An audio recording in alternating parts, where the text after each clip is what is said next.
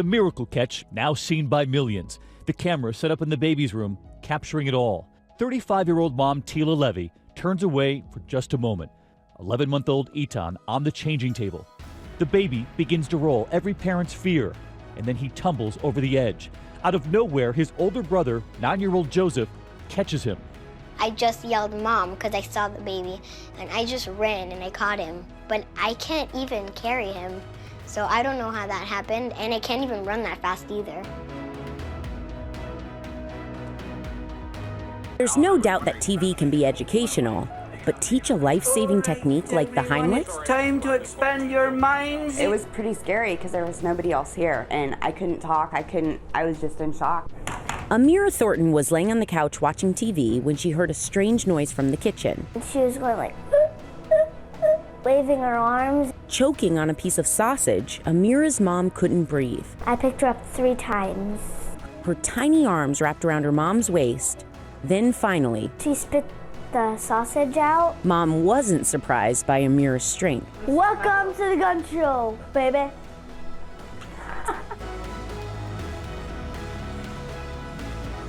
Allison Anderwald saw her mom at the bottom of the pool. Tracy Anderwald had suffered a seizure. Her daughter pulled her to the shallow end of the pool, got her head out of the water, and then ran for help. Mother and daughter are doing just fine. Brock and Bodhi Schaff were being typical 2-year-old twins, scrambling up their dresser to explore. But then suddenly, it tips over, pinning little Brock under its heavy weight.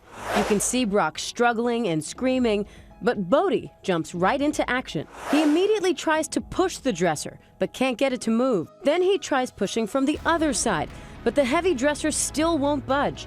He surveys the situation and decides to give lifting a shot, but that doesn't work either. Finally, with a big lean, he tries to push one more time and somehow manages the strength to move that large dresser and free his brother. Check that out again. Many are now calling him a real-life mini super kid. Mom says as soon as she saw that video, she bolted the dresser to the wall to make sure it won't happen again. It happened so fast you can barely catch it. Line drive foul. But she did. Nice catch down there.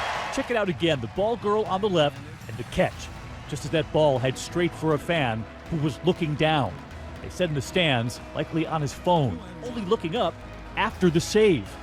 Online tonight, they're simply calling her Emily the Ball Girl, number 90, narrowly saving not only him, but that beer. Glass half full. That ball was clocked at 108.7 miles per hour. Just listen to the crowd. The crowd is cheering. Catching it, handing it to the fan. So many reading her lips when she said to the fan, "I got you." 7th grader Jeremy Whitchick was sitting on the school bus when his moment came. Watch, he noticed the bus driver having trouble, beginning to pass out. So Jeremy ran up to grab the wheel, pulling the bus safely to the side of the road, then pulling the keys out. He looked like he was having a seizure or choking because he was going making a weird noise. So I just went up, grabbed the wheel, turned it right, and then I just took the keys out of the ignition. He started CPR on the bus driver until an adult came aboard to take over. Jeremy is credited with saving his bus and the 15 kids on board. I am incredibly proud of Jeremy. Very. I always have been, but I'm especially so today. Larissa Taylor was at her mother-in-law's house with Leah and baby Lexi last Thursday. I was going to wash my daughter's bottle, and I blacked out after that, and I woke up to my mom shaking me, waking me up. She did not know she was diabetic. She also had no idea her little girl knew how to use the phone. I never taught her how to use the phone, so I have no clue how she picked it up. I'm assuming just by watching us. Leah's grandmother, Bobby Gonzalez, was on the other end of the phone call. It was Leah, and she said, "My mom fell down." And I said, "Well, let me talk to her." And I could hear that she put the phone close to Larissa, and I could hear, there's a lot of gurgling and noises. And I said, "Let me talk to your mom." She said she won't wake up. Gonzalez then called 911 and rushed to the home. In a matter of minutes, they said. Larissa got to the hospital just in time. I can't imagine losing her. So Leah really came through for us that day. She's been wearing a towel around the house, calling herself a superhero because mommy's told her about it. So definitely she's my little superhero. Diana Jensen knows she would move heaven and earth to help her daughter Olivia, but she never expected her 4-year-old would be the one saving her. Did you come over to our house? Because my mommy can't speak. The frightening ordeal began when Jensen collapsed from her couch to the living room floor.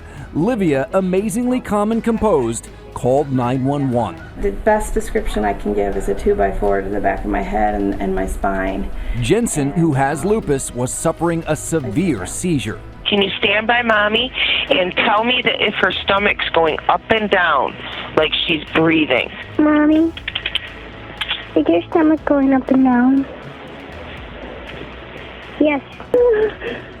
Is that mommy in the background? Yeah. Jensen, unable to speak, can only gesture. Mommy, what's wrong? Okay, yeah, she's not answering you. No, but her head hurts because she's showing me what hurts. This is the only time dispatcher Jill Schmidt has met the person on the other end of the phone. Livia left an impression. To be able to talk to somebody as exceptional as Livia and how well she did, it reminds me of why I like to do the job. Livia kept her cool for a full 10 minutes. Tell mommy that help is on the way, okay? Help is on the way, Mommy. I did it. Okay, you did a very good job, Nivea. And that was ABC's John Muller reporting. What a remarkable little girl. She knew her home address, too. Not many 4-year-olds know that. So calm, so intelligent. She just kept it together the whole time. Boy, that was great to see. I know. I did it. 2-year-old Brooke Sagan is alive today because of her quick-thinking brother Tristan. On Sunday morning, their mom suddenly noticed Brooke was gone, a parent's worst nightmare. She said, "Where's the baby?" And my mom went running outside and she saw her floating in the pool. Little Brooke was in this water only a couple of minutes, but that's all it takes. They pulled her out, put her here on the patio, and she wasn't breathing. But luckily, her 9-year-old brother knew CPR. How'd you know how to do it? Television. Television? Yeah. Specifically, the movie Black Hawk Down. So you learned this from the movie Black Hawk Down? They were like pushing on their chest and like giving them rescue breaths. He did save his sister's life. Of course, Black Hawk Down is pretty grown-up stuff for a 3rd grader. We've tried to turn this movie off 100 times, and he watches these scenes over and over. He dresses up like a medic, and he runs around doing these things, and we always thought it was so silly, but you know what? That silly movie that cost a few dollars saved our daughter's life. You like your sister, huh? Sometimes she gets on my nerves. He's as modest as he is honest. How do you feel about all this attention? Really good. And the whole family is grateful. It was just days ago in Sprague, Washington, that 10-year-old Brendan and 8-year-old Delicia Wright were playing in the park when they sprang into action, chasing this person who snatched their 22-month-old brother Owen. You can see them, first Delicia and then Brendan with the stroller. The father says a family friend had left them alone for a few minutes when it happened. She tells ABC News Tonight she's heartbroken. She says it began when a stranger started talking to them, trying to make friends. Yeah, what did he say to you?